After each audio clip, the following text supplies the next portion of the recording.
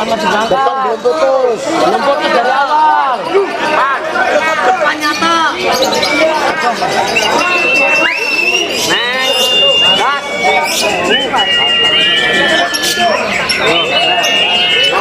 Angkat lagi dulu.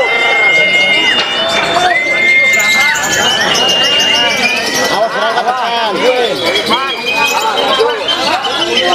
Ini depan dia. Lu makin depan. Aku juga ini. Tunggu depannya silang bro, belum putus. Barang-barang. Awas belum putus depan. Depan belum putus. Depan lanjut. Depan belum putus, awas. Awas belum putus. Depan masih. Oke, assalamualaikum warahmatullahi wabarakatuh. Jumpa kembali dengan saya pendengar Obrol, channel yang baik hati dan tidak sombong. Kali ini saya ketemu dua master nih ya. Master konsep dari Banjarnegara. Siapa lagi yang tidak kenal lagi dengan Mas Irfan nih, yang tidak asing lagi di dunia per-YouTuban, Irfan PRC. Tepuk tangan, Fred. Pokoknya idola lah. Iya, dan sebelah sini ada Suhu Ain juga ini, Mas Waduh. Reza Andi, Pemula. maestro konsep berbahasa. Kita ketemukan langsung ya master konsep-konsep yang bener-bener berbobot nih ya, yang bener-bener tidak diragukan lagi tentang apa namanya mencetak konsepnya. Pertama saya mau tanya dulu sama Mas Irfan ya. Oh iya. Mas Irfan, proses konsep betina itu pemilihan bahan dari awal itu ciri-cirinya seperti apa, Mas? Nah, pertama tetap milih yang fighter mas, dan syukur-syukur durasi, yang burung gacor. Terus kalau biasanya saya kan itu yang fighter durasi saya sendirikin. Nanti kan keluar birainya kayak seperti kayak jantan sama persis garuk-garuk. Tapi itu emang karakternya betina sih. Terus habis itu kan baru gacor, saking gacornya ini betina biasanya lari ke double. Kalau udah lari ke double biasanya ya itu digaruk-garuk itu nanti larinya ke dobelan, biasanya kayak gitu. Dalam proses penggacoran tersebut pakannya apa, Mas? Ya tetap dikencengin mas. Menurut saya loh. Mas Irfan ya? Iya, saya tetap dikencengin sih. Biar sendiri nanti kan burung lama-lama saking gacornya, dan juga syukur-syukur umurnya yang udah mapan. Kalau yang burung muda susah rata-rata. Lepas balihu berarti susah ya, Mas? Susah mas. Minimal umur berapa tahun, Mas Irfan? Kalau saya sih lebih ke 2 tahun itu istilahnya udah mateng buat dipoles. Dalam proses penggacoran tersebut apakah perlu dijemur? Kalau masih bahan banget, istilahnya belum keluar ke arah dobelan, saya biarin aja sendirian. Yang penting dia nyaman, sirkulasi udara enak. Oh, jadi istilahnya disampain nih, Mas? Iya. Oh, simpel banget ya, Mas Irfan. Ya terbelit-belit harus ini, harus itu. Simpel banget. Untuk si extra foodingnya gimana, Mas Irfan? Kalau extra fooding saya pakainya cuma jagung paling seminggu 2 kali. Gitu ya. Untuk pemandian juga nggak usah, Mas? Kalau mandi dikasih cepuk besar aja, biar dia mandi sendiri, karena kita kan nggak tahu kalau kondisi burung itu waktu gacor itu gimana, kan kita nggak tahu. Biarin aja dulu seenaknya dia, nanti diamatin. Kalau semisal nih pas ngeliat lagi mandi, habis mandi gimana, gacor nggak gitu. Kalau semisal habis mandi gacor, ya udah kita mulai mandiin aja, nanti sendiriin. Kalau istilahnya kita nggak pernah lihat mandi tapi dia gacor, ya udah biarin aja gitu. Yang penting didalemin aja itu si burung maunya gimana, karena satu burung sama burung yang lain itu beda-beda. Jadi kadang kayak gini, Mas Irfan, kadang ada teman-teman yang bener-bener notabene masih pemula nih ngikutin saran dari sini dari situ ya, Mas ya. Katakanlah di single di pakan kenceng, kebanyakan nih, Mas Irfan, kebanyakan pada over birahi, Mas. Kalau over birahi ya itu dilihat lagi kan nanti burung dimandiin apa enggak lah, itu teman-teman jemurnya gimana juga kan kita nggak tahu. Nah, saya kan biarin aja dulu, nunggu udah ke arah ke double baru kita mulai jemur. Rawat ya, Mas ya. Iya. Apakah wajib betina tersebut tidak mendengar suara jantan? Kalau itu sih nggak ngaruh banget sih, Mas. Yang penting istilahnya dia nyaman di tempat disimpannya. Titik ya? Iya. Jadi cuman simpel banget nih versinya Mas Irfan, kok kesimpulannya kok dibiarin, disampain sampai kemana titik gacornya, Mas ya? Nanti kan gini Mas, biasanya kalau udah mulai ngedobel ada yang mulai dirawat enak, dobelannya kuat. Tapi ada yang udah mulai ngedobel tapi susah banget. Biasanya saya jodohin aja biar nelur dulu, nanti baru disinggel lagi gitu. Mas Reza nih, saya minta versi Mas Reza nih tentang penggacoran betina Mas. Dari pemilihan bahan Mas. Kalau saya sendiri, yang pertama durasi Mas. Yang pertama durasi, yang kedua gacor ya. Kalau ke arah gacor kan kita bilang gacor karena gacor itu dua versi Mas. Ada gacor sardet, ada gacor yang benar-benar factor. Jadi kita pilihnya gacor yang factor. Syukur-syukur di tengah lagu udah mulai ada ngalun.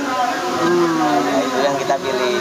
Kalau selama ini sih saya dapat, ya alhamdulillah gitu terus Mas.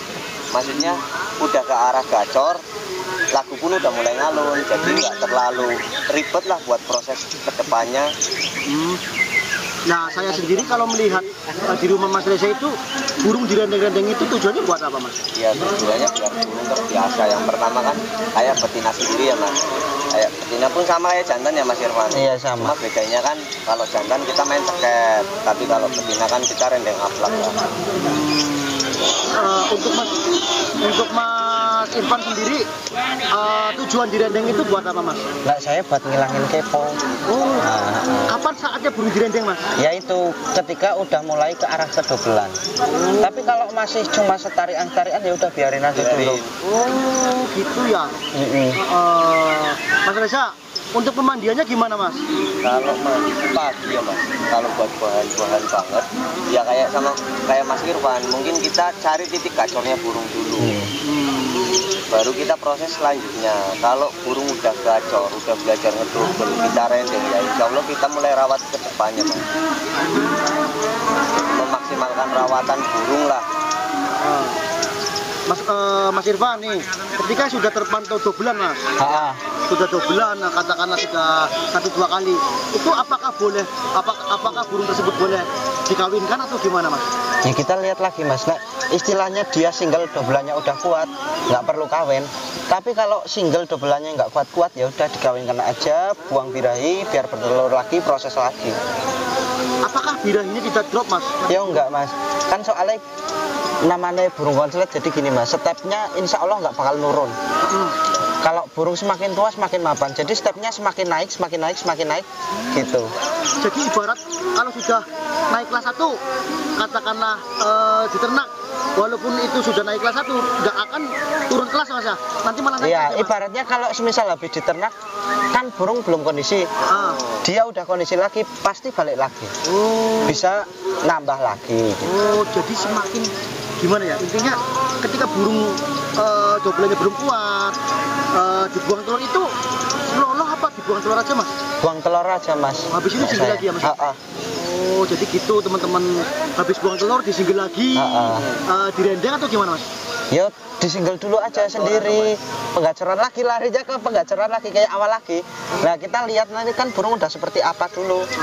Nah itu makanya prosesnya emang lama sih Mas itu. Memang teori mah. Memang teori istilahnya gini ya. Kalau orang sudah tahu teorinya mungkin prakteknya agak bingung Mas. Katakanlah bagi pemula yang belum tahu teorinya, main kawin, main ternak ya sama aja bohong ya Mas ya. Iya. Mas Irfan nih, kapan biasanya itu betina konslet itu prosesnya berapa tahun Mas? Itu versi Mas Irfan sendiri. Kalau saya betina konslet rata-rata yo paling nek birahinya udah bagus itu cepet-cepetnya setengah tahun. Nek lama-lamanya ya nggak ditentukan. Yang penting kita lah itu balik lagi ke pemilihan bahannya dulu. Jadi nggak semua burung bisa konslet? Ya nggak bisa. Walaupun itu durasinya sepuran itu nggak bisa konslet Mas ya? Nggak bisa. Nah ini Mas Irfan nih, burung mentil itu apakah bisa diproses konslet Mas? Bisa. Atau seperti Sandi Putri? Bisa. Ada yang konslet tapi mentil banyak. Katanya ada yang mentil itu susah diproses konslet Mas. Ada yang bilang ya adalah pokoknya bilang kalau mau proses betina konslet itu jangan yang mentil, katanya lebih susah kayak gitu. Bener nggak Mas? Nah menurut saya yang penting itu gacornya aja. Gacoran itu burung aja gitu loh. Katakanlah sudah konslet nih ya, udah konslet di rumah nih Mas. Kita singkat saja lah karena itu udah sore. Biasanya ini kendala yang sangat besar itu pelatihan di gantangan Mas. burung pasti lepas lagi bebelannya. Rata-rata kalau betina baru dikenalin ke lapangan pasti keluar factor. Pasti. Lumrah ya, Mas. Pasti. Bentar, ini biar penonton semakin penasaran nih. Ini saya mau tanya ke versi Mas Reza. Pelatihan burung konslet di gantangan seperti apa biar cepat ngunci? Ya, yang pertama yang jelas kita jangan ambisi, Mas. Kita tetap slow-slow aja lah, nikmatin bawa mapan ini di lapangan, gimana perkembangannya tiap hari. Nanti semakin burung itu mapan semakin enak di pedok walaupun belum digantang kan nanti mapan sendiri, Mas. Kalau kita tahu-tahu kita gantang ya pasti factor, semua burung pasti kalau konslet ya Mas Irfan ya. Iya. Kalau perdana gantang pasti factor. Untuk versi Mas Irfan? Kalau saya nak ngelatih bahan lihat-lihat dulu di rumah udah seperti apa dulu. Daripada kita istilahnya gantang, kondangan dan itu masih istilahnya iya benar burung konslet tapi kan masih awal gitu. Kalau rata-rata burung konslet yang mau jalan di gantangan itu yang udah mulai over. Makanya saya kalau di rumah mending ya udah dibawa main aja, kalau mau dibawa ke lapangan dibawa main aja, dicantolin yang tempat nyaman biar dia berani bunyi di tempat keramaian dulu. Nanti nak udah mulai kayak gitu kita mulai cari untul. Itu yang paling susah. Kalau betina ada yang untulan pakai paut ada yang pakai loloan ada, pakai yang jantan nggak jodoh ada, dan yang jantan jodoh ada. Sama-sama betina juga ada. Lebih efektif versi Mas Irfan sendiri apa Mas? Kalau biar cepet jalan saya milih yang nggak jodoh pakai jantan. Karena ketika dia ngajar itu emosinya turun, tapi birainya masih tinggi. Itu istilahnya kalau lagi bareng emang nggak bunyi, tapi ketika dicabut langsung bunyi. Nah, tapi kalau buat pengunciannya itu lebih bagus pakai biasanya jantan pasangan kalau si betina. Itu versi Mas Irfan itu jantan yang ngawin Mas ya? Iya. Ngawin Mas ya? Itu lebih stabil. Tapi kalau cuma pengen cepet jalan ya udah pakai jantan yang ngajar aja. Itu cepat. Tidak akur. Bener, saya sering lihat di konten-konten Mas Irfan sama Pulalo nih. Mas Pulalo, lagi-lagi jantan yang tidak akur, lagi-lagi jantan yang tidak akur. Memang bener-bener efektif sih Mas ya? Iya. Karena emosi faktornya itu terluapkan, jadi rendah emosinya. Nah ini Mas Irfan nih, kemarin kan sempet nih ya, sempet Mas Reza ini bener-bener bener-bener saya acungi jempol nih, nyumbang kelas lovebird 2 kelas biar tidak berisik, katakanlah biar kondusif nih. Bener gak Mas Irfan, bahan konslet itu kalau suasana gantangan berisik itu susah jalannya? Kalau burung konslet yang penting itu Mas, nggak takut orang. Kalau nggak takut orang ya mudah jalan. Tapi kalau dia basicnya emang giras mapan, nah itu kalau ada orang keplok mainan cik atau apa pasti takut. Soalnya kan gini Mas, saya sendiri aja lah, jangan orang lain lah. Saya punya Mas burung ada dobelan ya udah kan, katakanlah udah konslet di pedok.